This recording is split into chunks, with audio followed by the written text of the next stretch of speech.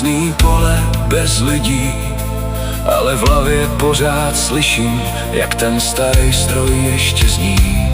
A když foukne teplej vítr přes dozrávající lán, vrátí mě zpátky do těch let, kdy svět byl ještě do kořán. Leto vonělo obilím, sluncem, prachem a svobodou, a kombajny jeli krajinou, jak srdce starých časů jdou.